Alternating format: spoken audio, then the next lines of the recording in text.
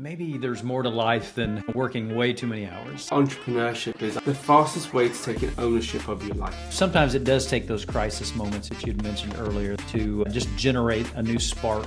We need the yearning for connection and conversation. Don't do it alone would be the number one. You can either do it yourself and it can take you 10 years, or do it with someone else and do it in 5. Sometimes it's that steady growth that wins the race. Welcome to the podcast From Cold to Close. My name is Saeed and I'm the founder here at SRC Growth Partner, a growth company that helps professional services firms from around the world increase their revenue and profitability by acquiring new clients. My guest today is Rusty Fulling, founder and CEO of Fulling Management, an accounting firm he started 25 years ago from a hospital bed after a health scare from overworking. What began as a small accounting practice with just 3 clients has evolved into a thriving virtual organization serving clients across 22 states and 2 countries with team members spread across 7 states. Rusty, pleasure to have you on the podcast. Hey, Saeed, thanks for the intro. I don't know that I've heard it said that I started the business from the hospital bed, but I love that. That definitely is part of the stories. That's a fun intro. I appreciate you having me on. Yeah, no, absolutely. I think this conversation will be really interesting, and the hospital bed element is an interesting part of your story, and I think the viewers and listeners will have a great time in hearing that. But I guess the best place to start is, let's rewind it back to 25 years ago when you started the business and how you got to where you are today. Can you paint the picture of your journey so far? Yeah. So for the listeners that are curious about the hospital bed stays, I was working at a previous CPA firm, just working way too many hours. Stress was out of control and ended up in the hospital just with a lot of acid reflux kind of things. And I mean, in all seriousness, we're talking esophageal cancer kind of language that the doctors are using. And so those kind of terms will make you definitely kind of stop in your tracks a bit and say, okay, hey, I need to do something different. But it was shortly after that stay and going back to kind of the busyness of work that a colleague of mine said, I can't believe you haven't started your own company. And it was just the affirmation of a friend that kind of had me thinking, you know what, maybe there's more to life than working way too many hours. It's so interesting because every entrepreneur I feel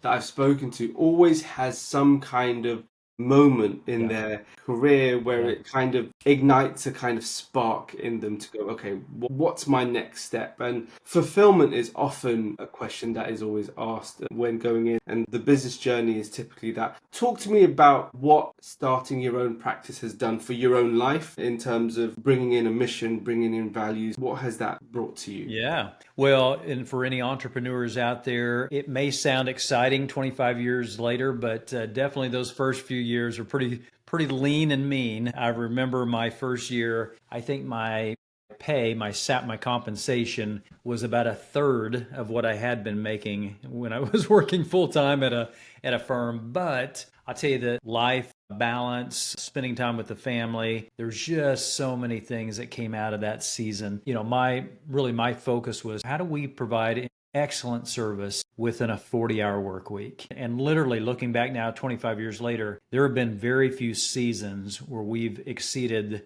on a regular basis those 40 hours a week. And so I think that was definitely something from day one that, again, has translated all these years later. Absolutely. So I think having run a firm for so long, it's clear that you found some success in what you're doing and you understand what the fundamentals of running a company is and a business is. But often we hear about building culture, we hear about leadership, we hear about vision, that type of stuff. You talk about, and we've spoken previously, and you've mentioned the mission statement and values that drive journey. How do you help other business owners get clarity on their vision when they're stuck in the day-to-day? Yeah, great question. And just to kind of clarify, the things that drive us, are really, again, those core values and mission. It took us about 10 years to really clarify those. So sometimes, I'll just say the sooner you can clarify those, the better. What's really neat, we get to do, so we provide fractional CFO services and accounting services for companies, typically 1 to 50 employees, 1 million to 20 million in revenue type companies per year. And one thing, if their financials are a mess and their numbers are a mess, that peace of mind, that clarity is just chaotic. It's just unattainable. And so we get to come along beside those business leaders, help them get clarity, help them grow profits, and help them gain peace of mind. And part of that is just bringing clarity to the numbers so they know, hey, here's where I'm at and here's where I'm heading. Yeah, absolutely. And so in terms of then that early stage of business, those first 10 years that you've done, talk to me about the difficulties that were there and how you were able to move past those difficult Yeah. years. Yeah, I think a lot of times, you start out just with a lot of adrenaline and enthusiasm and we're going to save the world. And that can last just so long. And then you kind of get into the daily grind. And we did a good job in those early years. I mean, providing good service. But I think the thing we were lacking really was that vision piece. Where are we heading? What are those stretch goals maybe that, 3 years from now, here's where we want to be, those aspirational goals. And so it was around year 10 when I just kind of had, again, one of those crisis moments you were talking about earlier. I had gone on a mission trip to Honduras and had come back and really felt called to missions full time. And so what it would look like for us is we even talked about, my wife and I talked about selling everything we have here, moving off and just serving others in another country. And it was during that season of, is this the right thing to do? A friend of ours said, maybe the mission God has for you is the business he's already provided you. And so it was really, again, one of those crisis moments that just brought some clarity to, man, we need to do a better job at being a good steward of what we already have. And it was during that season when a mission statement was developed and core values were developed and here's the vision where we're heading, And so sometimes it does take those crisis moments that you'd mentioned earlier to just generate a new spark of direction. And in terms of then that spark that drives you, yes. One of the big things we talk about on this podcast is building out a leadership team that can operate without you. Right? A strong leadership team that can allow you to fulfill your role as a leader in the business, but also doesn't mean that you have to be stuck in the day-to-day. Talk to me about your journey in transitioning into a role that was more strategy rather than anything else. What was the catalyst for making that? Yeah. I think that the movement from being in the business, to working on the business kind of language, well, there's some great books around that, the Michael Gerber's, Patrick Lencioni's, that really help put some structure behind that. One of the things we did was an assessment called the Working Geniuses by Patrick Lencioni, and it really helped identify some of those, where's your strengths, where's the things you really are a genius at or good at,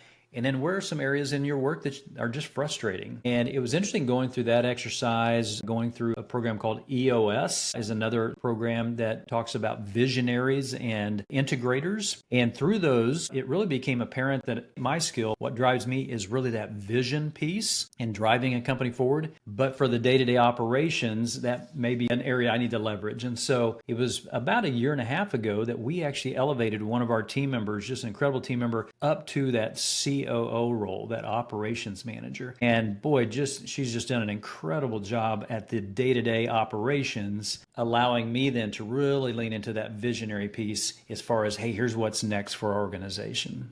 I love that. And I think it plays into what I wanted to ask you next about your journey. And recently, the company itself, you went down as a leader, right? That's true. Something happened, and that actually had to come in practice, what you talk about.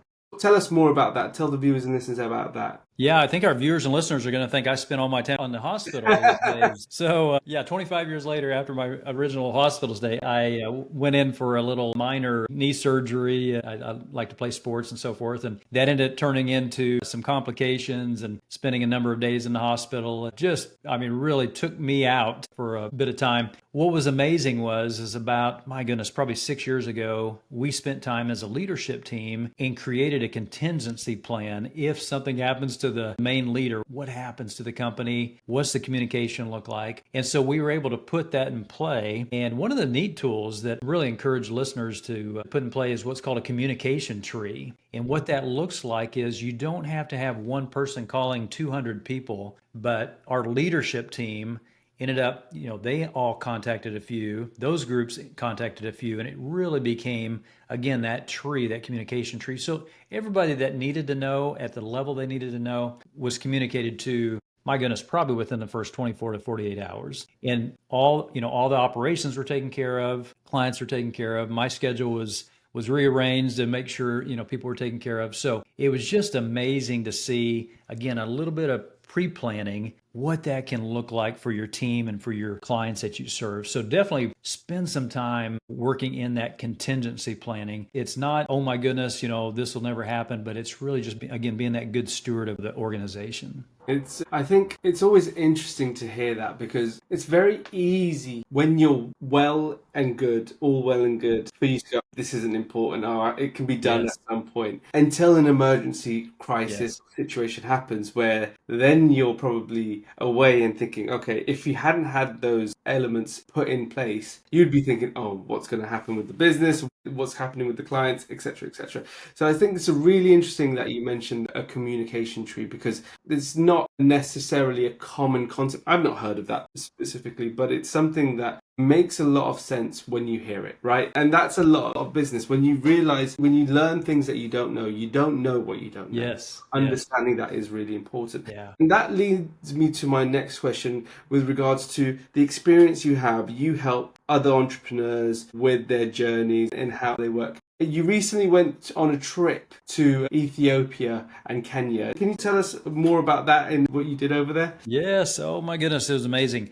So I got to work with a group called A Bright Future for Kids, and one of their main initiatives is to help equip single moms to become entrepreneurs. And so it was amazing watching these. We got to celebrate about 40 ladies graduating this 3-year program, and got to visit some of their businesses and so forth. And I went expecting to bring a bunch of answers and guidance. And I got to be honest, I learned so much more than what I was able to offer. It was just so amazing to see. Again, some of these situations were really tough situations where these individuals had been discarded and abandoned, and really starting from a negative, not even a nothing, but a negative, and coming through, and you just see the smiles on their faces, the pride, the generational impact that it'll make on their children and children to come. And so I just was blown away by that. But what's really fun is I've been in contact with some of the directors over there, and just helping them think through some business strategies that they can now implement within these kind of micro organizations that these single mom business owners are doing now. And so it's just fun. Sometimes I think when we do those things, man, don't do the one and done, but make sure there's some sustainability kind of things. And I think there's some great books around that, like When Helping Hurts, or Toxic Charity is another one. So make sure there's some sustainability long term, and just not here's a big impact and we're gone kind of situation.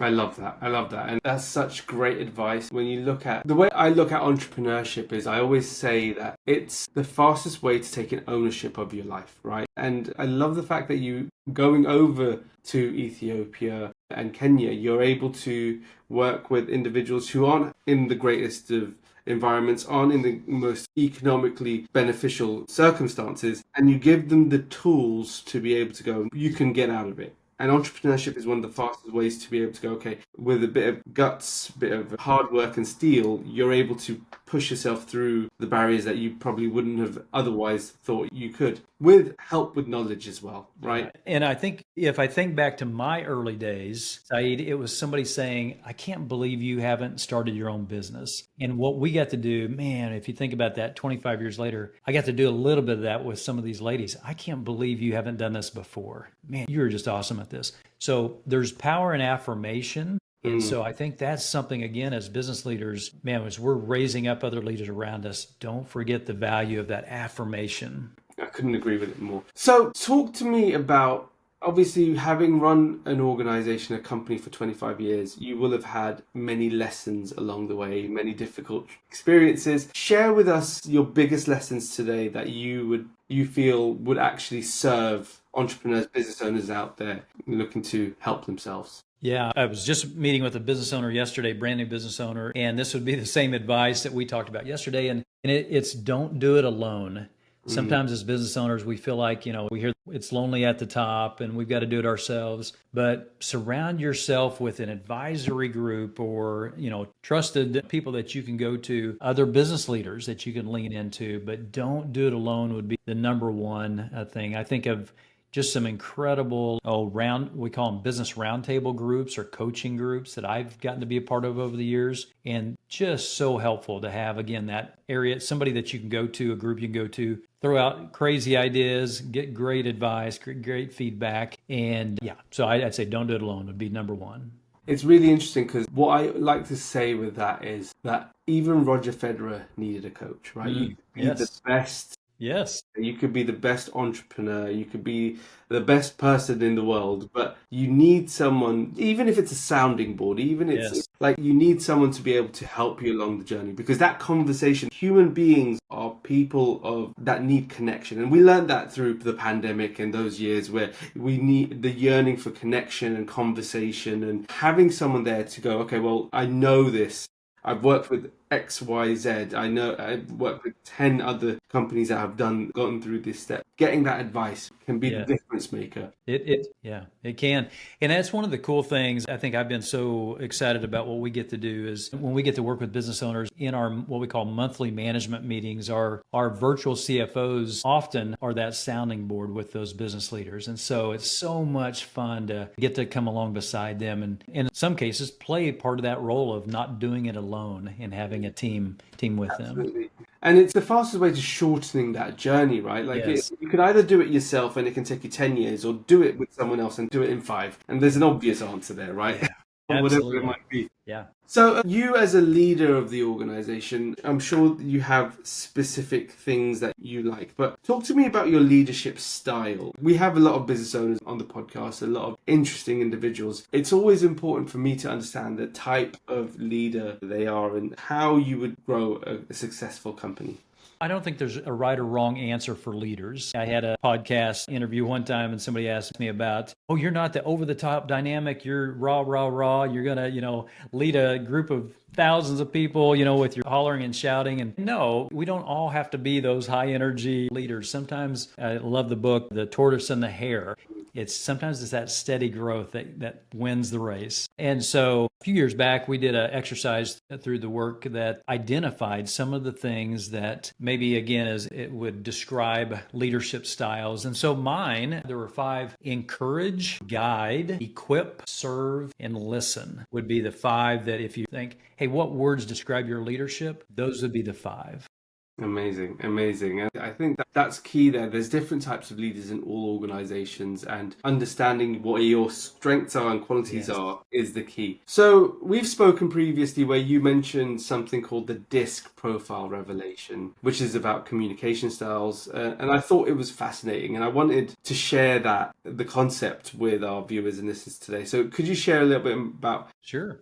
what exactly is the DISC profiling? Yeah. The DISC, DISC, has been around for a number of years. There's a number of different versions out there, but it was probably year 7 or 8 when we were introduced to the DISC profile in our organization, and it really helps measure communication styles. So, Syed, we'd brought on the biggest client we'd ever brought on, doubled our business overnight, and within 6 months, we lost this client. Like the end of the world, we lost this big client. And about that time, as we were being introduced to this DISC profile, we realized we were communicating as if they were just like our communication style, and they were totally different than us. They were what we call high D, which might be very decisive, I need it now, kind of stuff. So there's high D, there's high I, which is, we often say, life of the party, very outgoing. And then you have the S, which is going to be more steady, very loyal. And then the high C is going to be very detailed. And so if you have a really high detailed person and you're talking to somebody that wants it quick and be gone, that's going to cause some problems.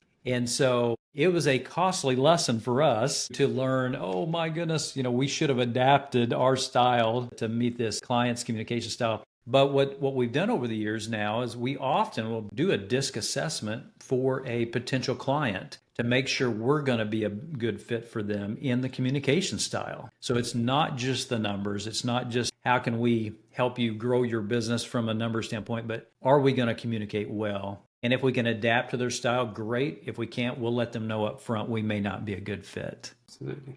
I think there's a real lesson in that, in being rigid with the type of clients that you work with. Yeah. Along that, there is an alignment in how you work. And if you cannot work with that type of client, then you shouldn't be afraid to turn them away. And I think that's really an interesting lesson there. So that same company, I think, came back to you 15 years later. So Yes. tell me about what happened there. Yes. Yeah, they were very kind. They ran into the CEO and he said, hey, we need help in our CFO and accounting area. Would you guys like to, help us with that? And And it was an easy no. It would have been very lucrative. So that may not have been an easy no, but I realized a couple of things. One, the disc, it definitely was one. But the other thing was by 15 years later, we had identified our ideal client. And our ideal client, we actually have personas that we developed out of those. And this great company, great organization was way too big for our ideal client persona. The types of services they needed were outside the scope of what we provide. So it was really helpful to spend some time developing that ideal client persona first. And then we can graciously say, hey, we're not going to be a good fit, but here's another group that might be. Yeah. Amazing, amazing. Well, in this section of the podcast, we like to call the Entrepreneur's Room. And that's a series of questions we like to ask all of our guests to give our viewers and listeners an opportunity to understand how business owners and business leaders think and operate in their business. I should have studied better. So, okay. All right, we're ready. So in this section of the podcast, I'd like to ask this question in the sense that, how are you currently spending your days as the leader of the business? Yeah. I mentioned earlier in the podcast, I love the visionary piece. Part of that is engaging with other strategic partners that can help us achieve that vision. And so I love at this stage being more that company liaison and getting to really be a representative of our company these days and leading our team towards that shared vision. Amazing, amazing. I think as a leader of the business as well, as the face of the business as well, being a liaison, it brings that bridge, right? And you're able to have those relationships that really can, and partnerships that can really help. So as a leader of the business, obviously the business doesn't always run itself, and there's important metrics and KPIs involved in running any kind of business. What metrics matter most to you and your business? Yeah.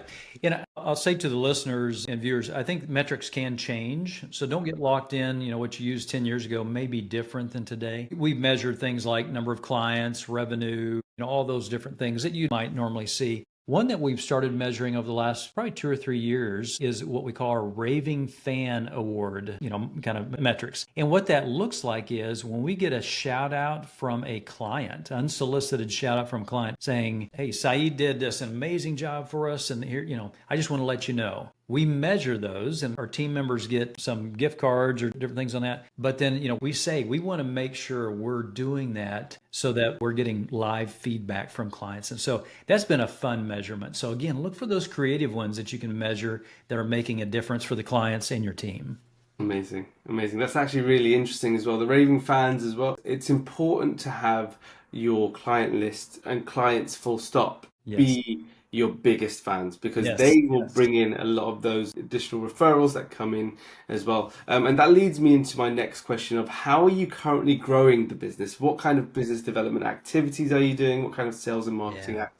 Yeah, we're definitely relational. We're not looking at hundreds and hundreds of clients. A lot of accounting service companies, hey, we serve 3,000 clients. We do not. We love those one-on-one relationships because we want to be long-term. I think our longest-term clients have been with us over 25 years now, and so part of our strategy, or part of what we've just seen really helpful, is giving first. And so we'll participate in some of these advisory groups and these roundtable groups to just give input to other business leaders and participate with them in those.